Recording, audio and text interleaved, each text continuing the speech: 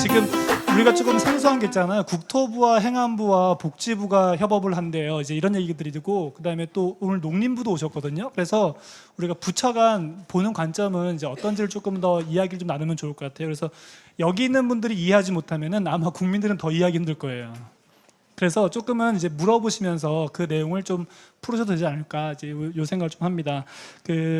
지금부터는 이제 부처가 어떻게 협력하면 좋을지, 그리고 지금 말씀드리면은 이제 국토부가 해야 할 것이 되게 바쁜데, 제가 경험한 도시생은 대부분 돌봄이나 케어보다는 청소 문제 또는 건물의 노후 문제에 조금 집중되는 게 많거든요. 그래서 이제 이런 내용을 조금 더 가미시켜서 지금 전국적으로 하고 있는 도시생에서 조금은 뭔가 순서를 좀 뒤바꿔야 되지 않을까 이런 생각이 좀 들거든요. 그래서 부처 간 조금은 이야기를 먼저 들어보도록 하겠습니다. 오늘 그 부처에서 오셨거든요. 그래서 부처에 있는 분들을 두 번째는 플로어에 이제 올라오지 않는다고 해서 제가 찾아가려고 하거든요. 그래서 이제 한 번씩 불러드릴게요.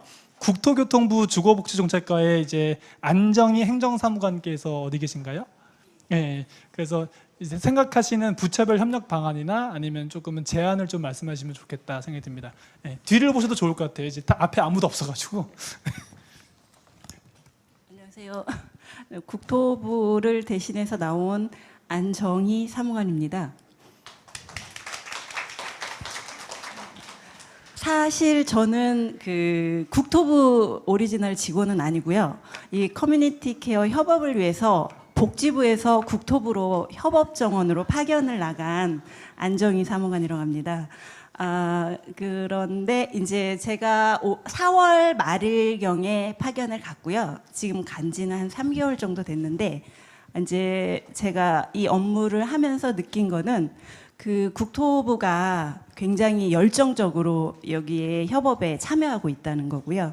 그리고 지금 국토부 그 본부에 있는 직원들 성향을 보니까 엊그제 기사에 보니까 80년대생들이 착한 꼰대라고 그러시더라고요. 근데 80년대생 젊은 사무관들이 굉장히 많이 있으신데 굉장히 열정적으로 이 협업을 하시려고 노력을 하고 계시고, 그리고 주거복지정책과장님도 굉장히 열심히 협업을 하시려고 하는 그런 상황이고요.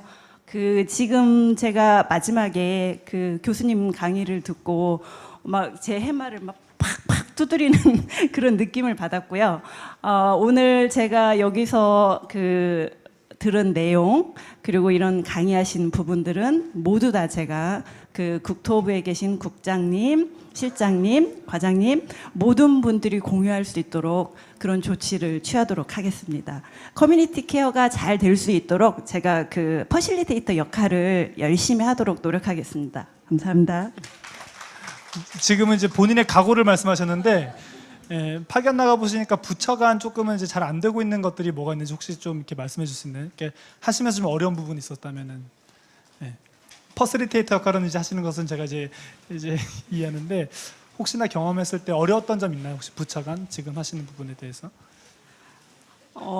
지금 이제 제가 간지 얼마 안 되기 때문에 국토부의 업무를 이제 제가 잘 파악하지 못한 네. 그런 부분이 좀 어려운 부분인데요. 그런데 뭐 국토부 업무가 그닥 어려운 업무는 아닌 것 같더라고요. 뭐 집을 짓고 되게 이거 쉽네. 그냥 집 짓고 그냥 케어하면 되는 거네요. 복지부 업무가 훨씬 어려운 것 같고요. 그래서 제가 조금만 이렇게 들여다보면 국토부 업무는 알 수 있을 것 같고, 협업이 잘 될 수 있도록 할 수 있을 것 같습니다. 네, 어쨌든 본인만 잘하면 된다. 네.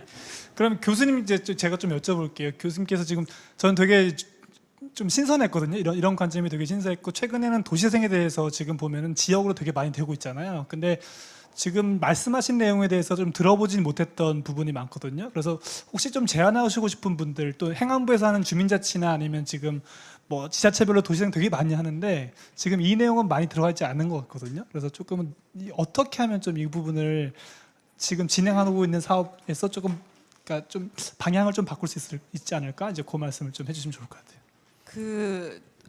도시개발, 도시 재개발 그런 방식에서 도시 재생으로 패러다임을 전환하는 국토부의 8년 대형 과제가 있었습니다. 거기서 커뮤니티 재생, 사회통합 커뮤니티 재생 기술이라고 하는 국토부 과제 8년 과제를 제가 담당을 했습니다.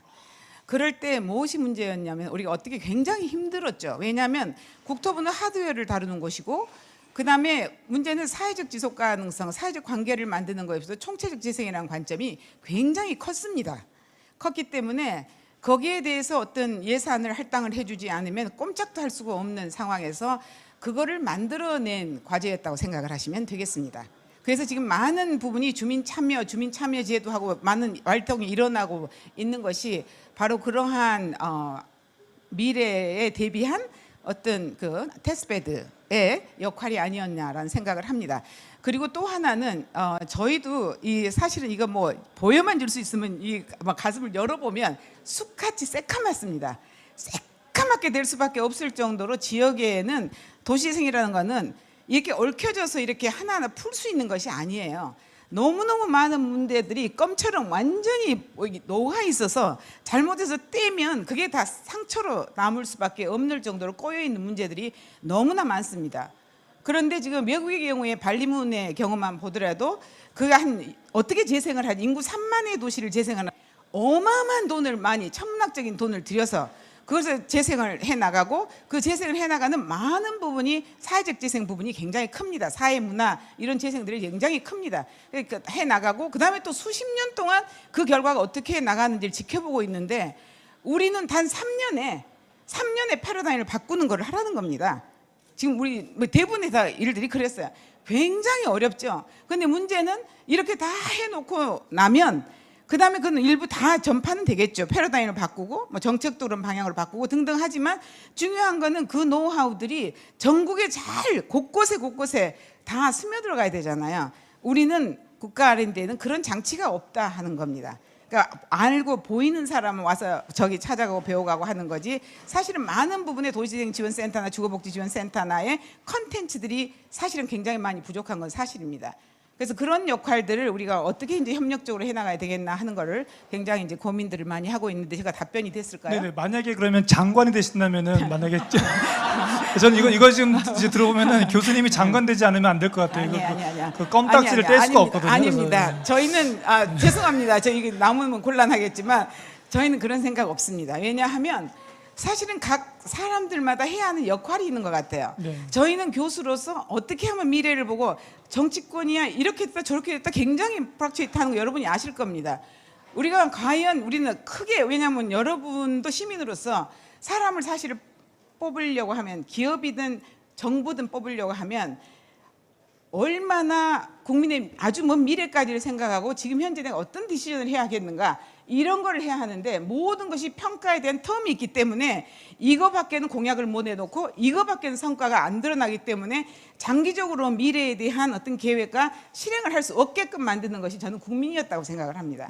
그래서 지금 앞으로의 이 저기에서 해야 할 거는 늘 저는 어디 가나 얘기를 하지만 공무원들한테 협력적을 한다. 협력하기 굉장히 어렵습니다.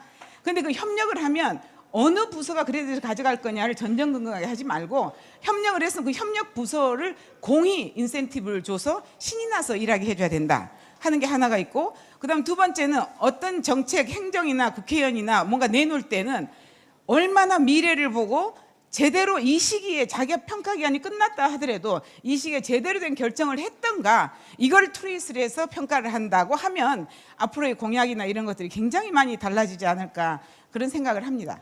또 질문에 답이 됐나요? 네네. 어쨌든 장관이 되신 게 빠를 것 같아요.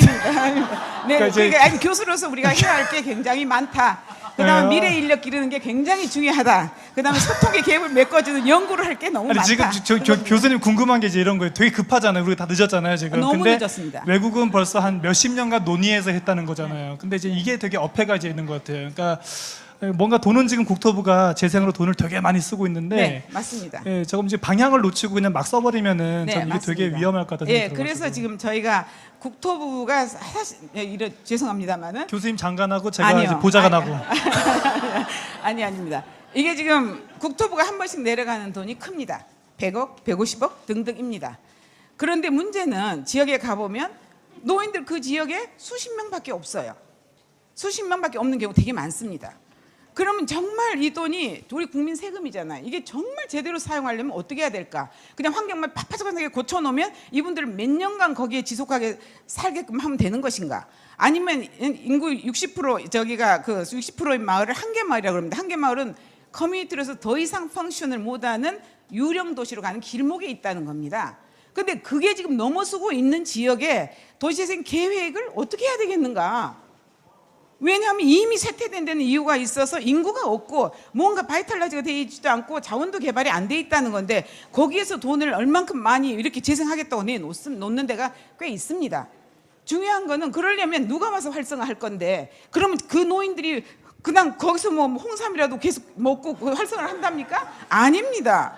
그럼 청년에 무조건 실업이 많잖아요. 실업 인구를 어떻게 하면 재무장해서 다시 그 지역으로 저기를 시켜서 거기서 일을 할 수 있게끔 해줄 수 있을 것인가. 거기서 지역의 자원을 개발해서 발전을 시키고 거기서 정주를 하면서 그 다음에 서울이나 어디나 원격치니까 얼마든지 정부와 사회니까 도시생활을 함께 누릴 수가 있거든요. 그런 여건을 만들어줘야 한다는 것이죠. 그래서 이제 그런 어떤 계획이 동시에 있는 그런 어떤 재생 계획을 저희는 아주 그 고가 점수를 인센티브를 줘야 한다라고 생각을 합니다. 그래서 여러분이 앞으로는 시민들이 이런 공생적인 마인드로 잘 길러지시면 잘 그런 마인드를 가지고 행사를 하시면 지금 그런 과연 도시에 얼만큼 돈이 됐는데 얼만큼 효과가 있게 됐느냐 하는 것도 시민 모니터링이 있어야 되고 그다음 5년 됐더니 10년 됐더니 어떻더라라고 하는 것도 점점점 좀 기록으로 남아서 뭐라고 할까요? 국민의 돈을 한 푼을 쓸 때 굉장히 신경 써서 고효과성으로 쓰지 말라는 얘기가 아니에요. 효과가 있는 데는 과감하게 밀어줘서 써야 되는 거죠. 더구나 롤 모델이 되면 롤 모델이 된다는 거는 굉장히 잘 뭐랄까 성공을 해야 되니까 쓸 수밖에 없을 겁니다. 그럼 그 모델을 만드는 그 여력이 효과가 돼서 나중에는 다른 거 할 때는 돈이 점점점 적게 들어갑니다. 아까 정신장애인 얘기 하셨죠? 정신장애에서 외국에서 성공하고 있는 사례는요. 쇠퇴 지역들이 많습니다. 그죠? 쇠퇴 지역들이 그런 분들이 많이 들어가 있습니다. 그럼 쇠퇴 지역에 정신장애인들을 위한 고점 주거를 지원주택을 아주 멋있게 지어줘요. 왜 정신장애인들이 왜 저렇게 멋있게 지어줘가 아니라 정말 랜드마크적으로 잘 지어줍니다. 그런 다음에 그 시설이 이 지역에서는 없는 많은 서비스를 동시에 하게 해주고 정말 롤 모델 나 저기 들어가서 살고 싶다. 지역 주민들도 할 정도의 시설을 지어주고 케어를 잘하고 미리 지역사회랑 잘 소통을 해서 열어놓으면 지역사회에 들어가는데 별로 문제가 없습니다. 네. 그 다음에 저희가 마지막으로 하나 더 할까요? 하나의 성공할 수 있는 모델은 아까 지역사회 소통 얘기했잖아요. 소통이 왜 중요하냐? 저희가 한 데에는 지역에 대한 이게 뭘 어디에 뭐 인터넷 들어간다면 막 이거 지금 뭡니까? 이 띠두르고 머리띠, 지금 네. 방세 저기를 하잖아요. 그것이 안 일어나게 하려면요. 교육이 중요합니다. 저희는 그래서 사전교육을 굉장히 많이 합니다. 주민교육 주민들이 말씀하시는 거죠? 하잖아요. 맨 처음에 사실 영월에서 저희가 하고 싶었던 것은 저 고아원 꼭대기, 산의 꼭대기에 고아원을 얹혀놨어요. 그러면 그 사람들은 스키를 잘 타지 않으면 정말 스키 길도 아니지만 학교를 다닐 수가 없습니다. 계속 빈곤의 악순환인 거죠. 그래서 학교 옆으로 내놔서 같이 거기에 지금 복지에서 하니까 복지 그룹홈이지만 이게 주택으로 오면 지원주택입니다. 주택에서 정상화시키게 하고 그다음에 지적장애인 하고 그다음 뭐 하고 이런 식으로 이제 하려고 계획을 짰어요. 근데 그렇게 안 됐어요. 그래서 결국 노인만 받아들일 수밖에 없게 됐어요. 왠지 아세요? 그건 여러 가지 이유가 있습니다. 근데 지역에서는 반대를 안 했더랬어요. 왜 반대를 안 했냐고 하면 다들 그러잖아요. 이런 게 생기면 서로 우리가 들어가겠다고 우리가 오래도록 못 사는데 다 들어가겠다고 하십니다. 그리고 우리는 절대적으로 제가 귀농귀촌의 젊은 인구도 좀 넣고 싶은데 그걸 넣으면 큰일 나는 거죠. 우리도 오래 기다려서 들어가야 되는데 왜 다른 사람은 왜 들어오냐 할 거 아닙니까? 그럼 교육을 어떻게 시키는지 아십니까? 여러분 앞으로 지금까지 이렇게 사셨죠? 그 다음 10년, 20년, 30년, 40년 우리나라 이렇게 됩니다. 그 다음에 도시재생 지역에 가서 주민들한테 뭘 우리가 해주면 좋겠습니다 라고 물으면 제일 먼저 무슨 답인 줄 아세요? 뭐 화장실 고쳐달라는 거겠어요? 아니에요. 어린애의 울음을 듣고 싶다가 첫 번째 꿈입니다. 그 얘기는 뭐냐면 수십 년간 애 울음소리를 못 들었다는 얘기잖아요. 그럼 그렇게 됩니다. 어르신이 지금은 굉장히 짱짱하시고 지역사회 리드 역할을 하시지만 어르신이 10년, 20년, 30년, 40년 되면 어떻게 될 것 같으십니까?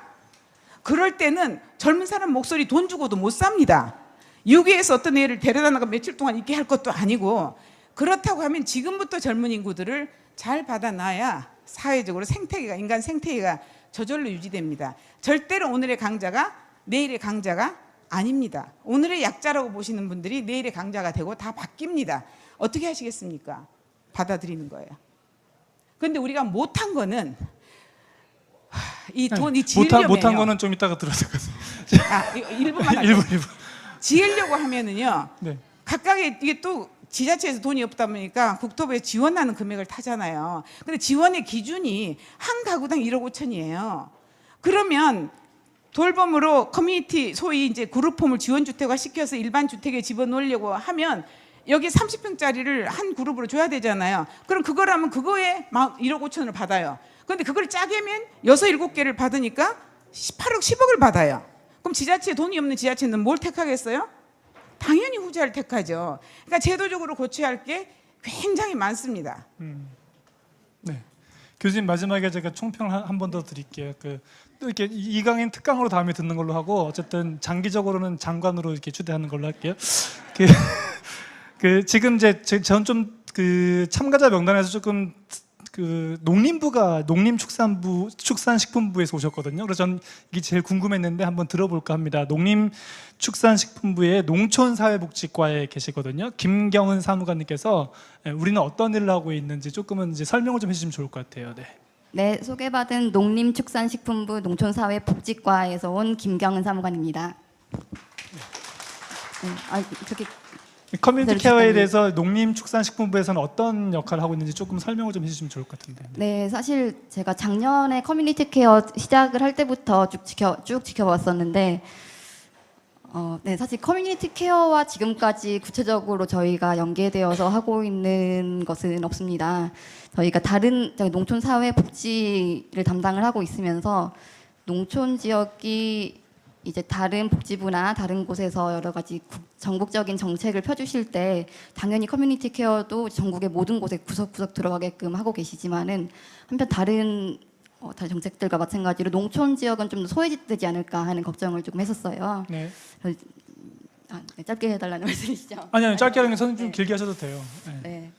그래서 작년부터도 사실 이 논의에 계속 끼고 싶다는 생각을 많이 했었는데 이렇게 오늘 불러주셔서 정말 감사드리고 앞으로도 협력을 계속 해나갔으면 좋겠습니다. 라고 끝나는 건 아니고요. 네. 근데 저희도 마침 잘하시네. 네, 그럼 계속 해보세요. 농림축산식품부는 이제 어떤 식으로 커뮤니티 케어를 같이 하고 싶은지 좀 설명을 좀 해주시면 좋을 것 같아요. MOU가 네. 지금 안 됐는데 제가 볼 때는 아이디어가 되게 많으신 것 같아요. 그래서 같이 협력할 수 있는 방안이 있는 것 같은데 조금 제안하셔도 좋을 것 같고. 네. 네, 저희가 작년부터는 사회적 농업이라고 하는 새로운 사업을 시작을 하고 있습니다. 그래서 작년에 9개소 하고 올해 18개소 해서 여기 계신 분들은 좀 들어보셨을 수도 있는데 사회적 농업이라는 것이 이제 농업 활동을 통해서 농업인들이 사회적 약자들, 뭐 장애인이든 고령자든 사실 이런 분들 아니고도 뭐 다문화 여성이나 뭐 청년들까지도 다 포함하는 개념인데요. 이들 농업인이 아닌 좀 생산성이 떨어지지만은 이들을 함께 포용해서 농업 활동을 통해서 돌봄이나 뭐 교육 고용을 제공하는 그런 사회적 농업 활동을 지원하는 사업을 하고 있습니다.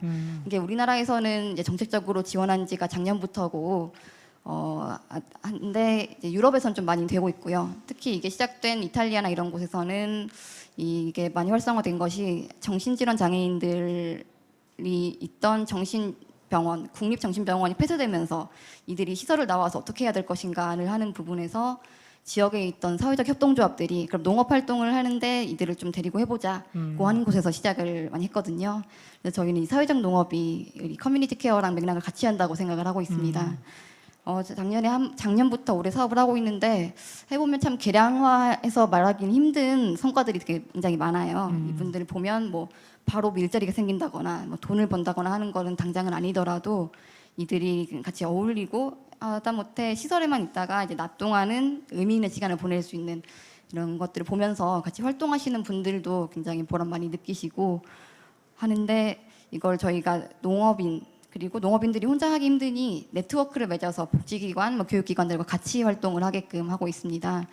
지금 이 네트워크에도 이렇게 돈을 지원을 하고 있는데 지금까지는 농업인분들이 자체적으로 뭐 보건소를 찾아가거나 뭐 복지관을 찾아가서 그 안에 있는 분들과 함께 활동을 하지만은 좀 더 제도가 되고 다른 부처들과 협력을 할 수 있으면 이걸 아예 정책적으로 예를 들어 읍면동에서도 가능할 테고 아니면 시군청에서든 이걸 희망하는 분들하고 농업인들을 같이 연계해주는 그런 방안도 있을 테고요.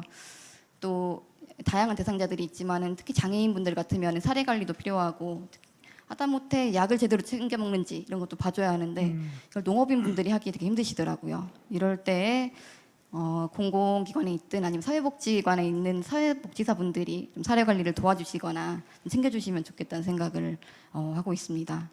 사실 저희 작년에 했던 이 열린 소통 포럼에서 사회적 농업을 주제로 다룬 적이 있어요. 그때도 제가 마지막에는 이 복지부를 붙잡고 꼭 협력을 해내겠다고 말씀드렸었는데 복지부 어디 있어요? 붙잡아야 되는데. 네, 붙잡으세요. 네 붙잡겠습니다. 계속 그래서 응하셨어요. 그때 그죠? 이후로 지금까지 구체적으로 된 건 이제 조금씩 나아가고 있다고 생각이 들고요. 저번에 저희 사회적 농업 포럼 하는데도 와주셔서 같이 논의를 해주셨었고 앞으로도 여기 부처들 그리고 지자체분들도 많이 좀 이해를 해주시고 해 나갈 수 있으면 좋겠습니다. 그러면 MOU가 되면 좋지 않을까요? 지금 말씀 들어보면은 사실은 지역에는 괜찮은 아이디어 같거든요. 그리고 또 뭐 더 잘 되면은 또 뭐 장애인들 꼭 농촌으로 보내는 게 아니라 도시에서도 네, 공장에서도 기본적인 그 단순 반문 작업을 할 수 있는 부분이 있는데 조금 그런 모형을 좀 같이 해봐도 괜찮지 않을까 생각이 드는데 혹시 오케이 하셨어요. 고맙습니다. 네. 저희가 또 농업인 삶의 질에 관한 기본 계획을 이제 5년마다 세우게 돼 있는데 올해 말까지 세울 계획이에요. 그때도 이런 커뮤니티 케어나 좀 연계하는 방안을 좀 넣고 싶고 그래서 농촌형 커뮤니티 케어까지 나아갈 수 있으면 좋겠다고 생각을 하고 있습니다. 그 작업할 때 여기 커뮤니티 케어 추진단이랑 전문위원회 분들 다른 분들 좀 의견 주시면 좋을 것 같습니다. 혹시나 이제 앞으로 8개 남아있는 기관에서 지역에서 조금은 이제 농촌 지역에서는 한번 같이 조인하셔도 서로가 윈윈할 수 있는 그 어떤 사례가 나오지 않을까 생각되는데 예, 선생님께서 조금 더 오래 계시면서 그걸 좀 했으면 좋겠어요. 그러니까 이상하게 행정은 뭐 하려고 그러면 금방 없어지더라고요. 뭐 하려고 그러면은 마음이 이제 친해졌는데 없어졌어요. 그래서 새로 오신 분 오면은 또 새로 설명해줘야 돼. 브리핑 해줘가지고 이래서 그때 열린소통에서 했고 복지부에서 오케이 했다 이거 다 얘기해줘야 되거든요. 그래서 조금은 이제 이런 게 잘 전달돼서 이제 사람이 바뀌어도 할 수 있는 제도가 조금 더 탄탄하면 어떨까 이런 생각이 좀 듭니다. 네. 긴 시간 기다려주셔서 감사드리고 발표 감사드립니다. 네. 그리고 이제 한 분 또 더 들어볼게요. 그 행정안전부 주민자치형 공공서비스 추진단이 있어요. 그래서 조은정 사무관께서 오셨는데 이제 행안부 입장에서 또 어떠신지. 예. 네, 안녕하세요. 저는 행정안전부 주민자치형 공공서비스 추진단의 조은정 사무관입니다. 저희 지금 추진단은 그 읍면동을 이제 자치와 복지와 이제 보건의 어떤 이제 주민의 공공서비스 기능을 강화하는 그 사업을 이제 추진하고 있는데 이 커뮤니티 케어하고 관련해서는 이제 MOU를 맺으면서 복지부의 이제 이런 훌륭한 컨텐츠라든가 또 저희도 그 추진하고 있는 사업이 주민 생활 현장에서 정말 주민이 이제 체감하는 변화를 이끌어내고자 하는데 가장 기본인 것은 조직과 인력입니다. 그래서 저희 단에서는 일부에서 말씀드린 것처럼 2022년까지 현장에 사회복지직, 그다음에 주민자치, 그다음에 이제 간호직 공무원 해서 19,000명을 이제 현장의 인력을 확충하는 것을 가장 큰 과제로 생각하고 있고 또 그 지금 저희가 MOU를 맺었을 때도 이런 이제 커뮤니티 케어 사업들이 지역에서 제대로 이제 안착이 될 수 있게 이제 조직과 인력을 이제 같이 지원하고 또 이제 그 안에서의 컨텐츠도 또 저희 사업과도 어떻게 이제 연계시킬 건지를 지금 이제 같이 그 고민을 해나가고 있고요. 근데 지금 일부에서 이제 말씀하신 것처럼 저희가 인건비라는 어떤 예산 지원 없이 지자체에서 이제 저희가 기준 인건비 반영이라는 걸로 해서 인력을 이제 채용을 이제 확충을 이제 하다 보니 아무래도 그 속도가 현장에서 계시는 분들은 좀 체감이 좀 어려우신 것 같아요. 왜냐하면 이제 이 사업들은 막 빨리 이렇게 확 늘어나고 있는데 그 일을 할 수 있는 조직과 인력은 그만큼을 잘 못 따라가고 있기 때문에 저희가 이제 그 부분에 대해서는 올해 특히 이제 저희 추진단의 가장 큰 과제로 생각을 하고 그 부분을 지금 중점적으로 추진을 하고 있고요. 또 저희가 지금 현장을 많이 돌아다녀 보니까 인력이 충원이 됐다 하더라도 워낙 결혼이 많고 또 이러다 보니까 인력이 충원된 어떤 그 효과를 못 느끼는 또 이런 것들이 있어서 저희가 인력 확충과 함께 그런 확충된 인력이 정말 어떤 그 사업들을 제대로 하고 있는지 거기에 대한 이제 모니터링도 좀 철저하게 행안부에서는 해 나가려고 합니다. 그래서 이렇게 다른 어떤 뭐 국토부라든지 뭐 농림부라든지 복지부에서는 어떤 정말 주민들이 그 체감할 수 있는 어떤 다양한 이런 어떤 컨텐츠를 많이 그러니까 개발을 하신다면 저희 행안부에서는 그것들이 제대로 현장에서 발현될 수 있도록 조직과 인력을 충분히 확보하는 데 최선을 다하겠습니다. 네, 감사합니다. 네, 말씀하신 거 들어보니까 이제 그 역할에 대한 구분이 조금은 되는 것 같아요. 컨텐츠를 실제로 하는 곳이 있고 서비스를 제공하는 곳이 있고 또는 이제 인력풀을 가동하는 곳이 있고 그리고 국토부 같은 경우는 하드웨어적인 것을 조금 철학적 베이스를 가지고 갈 수 있게끔 하는데 아마 통영에서 지금 아까 제가 잠깐 들어보니까 이제 이런 실험을 한 것 같아요. 도시생팀에서. 그래서 센터에 계신 직원분께 혹시나 궁금한 거 있으면 말씀해 보시면 어떨까 생각되는데 네. 혹시 질문 있으세요 혹시? 네. 네, 안녕하세요.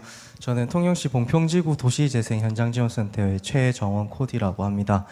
오늘 이제 오게 된 것들은 사실 저희가 통영시에서 이제 그 주거 지역인 거죠. 그래서 경제기반형 도시재생을 하고 있는데 그 부분 중에서 이제 주거 지역 부분에서 도시재생 대학을 운영하게 됐어요. 근데 이제 저희가 실험해보고 싶었던 거는 이제 다른 지역에서 보편적으로 또는 다른 나라에서 보편적으로 이제 지역의 혁신들을 가져온 모델들을 이제 그대로 경험을 할 수 있도록 작은 모델 삼아서 통영에 실험을 해보자라는 거였습니다. 그래서 그런 과정 가운데서 이제 도시재생 대학을 운영할 때 이제 한 예로 주문을 잊은 카페라는 이제 치매 어르신이 서빙을 하고 주문을 받는 그런 형태의 이제 카페를 저희가 배우고 주민들이랑 같이 그걸 운영해보는 걸 팝업 형태로 실험을 했었어요.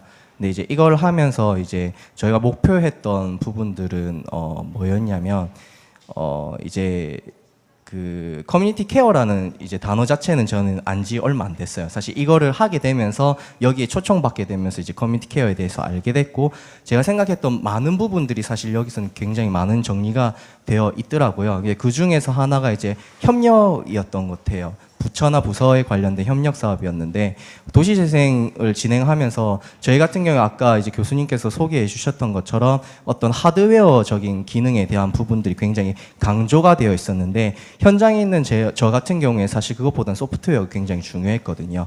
왜냐하면 이렇게 질문을 해보면 좋을 것 같아요. 그러니까 만약에 이제 여러분들이 카페 주인이라고 얘기를 생각을 했다라고 하면 치매 어르신을 자기의 카페 이제 직원으로 고용을 할 수 있겠냐?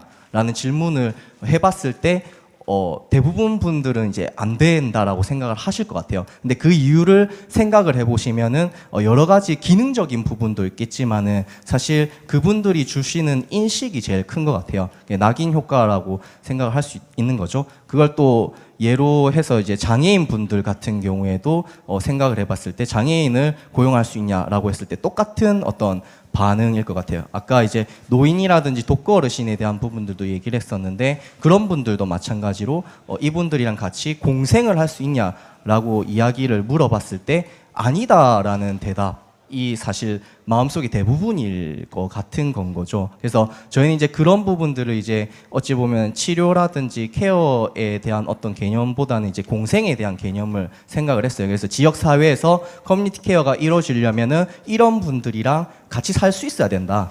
같이 살 수 있어야 된다는 생각을 했었거든요. 그래서 그런 실험적인 베이스를 가지고 저희 실험을 해봤고 실제로 이제 그분들이 어떤 실수하는 거라든지 그 어떤 기능적으로 어려워하시는 부분들을 오히려 문화적으로 풀어내서 그것들을 즐길 수 있고 다른 사람들이 수용하고 다르다라는 걸 받아들일 수 있도록 만들어주는 어떤 그 경험 학습을 했었고 교육을 했었거든요. 그래서 그걸 하면서 느낀 것들이 이 커뮤니티 케어라든지 그 다음에 국토부에서 진행하는 도시재생 사업이라든지 마찬가지로 이런 것들이 뭐 생애 주기로 봤을 때 우리가 언젠가는 겪어야 되는 어떤 그런 이제 부분에 대해서 지역사회가 받아줄 수 있는 어떤 사회 보장이 되는가에 대한 사실 부분이었던 것 같아요. 그래서 그게 만약에 된다면 저는 그 지역에 살 것 같아요. 그 지역에 살게 되면은 자연스럽게 일자리가 생기고 소비랑 생산이 일어날 거라고 생각을 했거든요. 그래서 저는 그런 복합적으로 소셜 컴플렉스를 생각을 했었었고요. 그래서 되게 여러 지역, 서울부터 시작해서 울산, 경남 지역이나 여러 기관들이랑 같이 이제 협업을 해가지고 사실 그렇게 교육이라든지 진행을 했었습니다. 근데 이걸 하면서 되게 관계부처의 어떤 협력이라고 해야 되죠. 예산부터 시작해서 행정적인 것까지 많은 부분들이 협력이 필요한데 그런 걸 컨트롤할 수 있는 컨트롤 타워가 없다라는 생각을 했었고요. 그리고 이제 제가 그걸 할 수 있었던 이유는 뭐냐면 제가 코디네이터인데 제 직이 어떻게 돼 있냐면 공무원도 아니고 이제 고용된 상태도 아니에요. 저는 이제 수당직이거든요. 그래서 연구원 위촉직이에요. 그래서 되게 좀 자유로운 어떤 그건 거죠. 그래서 그렇기 때문에 사실 다른 지역이라든지 어떤 다른 기관들이랑 연결을 시키는데 조금 이해관계에서 조금 자유로웠던 것 같아요. 그래서 그런 부분들을 할 수 있었다라는 거. 그래서 일단은 첫 번째로는 아까 앞에 이제 홍반장 얘기를 해주셨잖아요. 근데 홍반장에 대한 어떤 개념이라든지 이런 걸 봤을 때, 그러니까 한 기관에서의 봤을 때 어떤 전문 영역, 어떤 전문가로서의 어떤 그런 것보다는 저처럼 뭔가 이해관계에서 조금 자유롭거나 아니면은 여러 부처의 어떤 연계된 어떤 그런 소속을 가진 사람으로서의 활동을 할 수 있는 어떤 그런 배경이 있어야 사실 부처 연계가 가능하다고 생각해요. 왜냐하면 어떤 부분을 어떻게 연결하고 결합해야 되는지에 대한 부분들은 사실 담당 공무원이라든지 이런 분들이 할 수가 없거든요. 그러니까 제3자가 해야 되는 부분이기 때문에 그런 어떤 홍반장의 느낌이 있는 사람들이 사실 양성되고 발굴돼야 된다라고 생각하고 그 부분에 대해서 투자를 돼야 된다고 생각하고요. 그리고 두 번째는 중앙부처에서 물론 지침이 내려오겠지만 근데 제일 중요한 거는 이제 지방으로 갔을 때 부서나 부처 연계가 안 된다는 거에 왜 컨트롤 타워가 없으니까. 컨트롤 타워에 대한 어떤 개념 정리라든지 아까 말씀하셨던 것처럼 앞서 말씀하셨던 것처럼 거버넌스 구축에 대한 어떤 지침이라든지 가이드라인이라든지 이런 것들이 저는 잘 못 봤어요. 그래서 사실 제일 처음에 해야 되는 부분들이 그런 것 같아요. 거버넌스를 구축하는 부분 그리고 이제 이거를 총괄해 가지고 사실 각 부서의 이런 지침이나 지시들을 한꺼번에 내릴 수 있는 그리고 그 예산이라든지 그다음에 어떤 사업 영역을 쪼개줄 수 있는 컨트롤 타워를 할 수 있는 어떤 그 총괄할 수 있는 부서라든지 이런 것들이 좀 필요하다라고 보거든요. 그래서 저는 그 두 가지를 좀 제안을 해보고 싶습니다. 네. 네, 실제 이제 센터에서 경험해 보신 부분이니까 조금은 이제 그 참고하셔도 좋지 않을까 생각됩니다.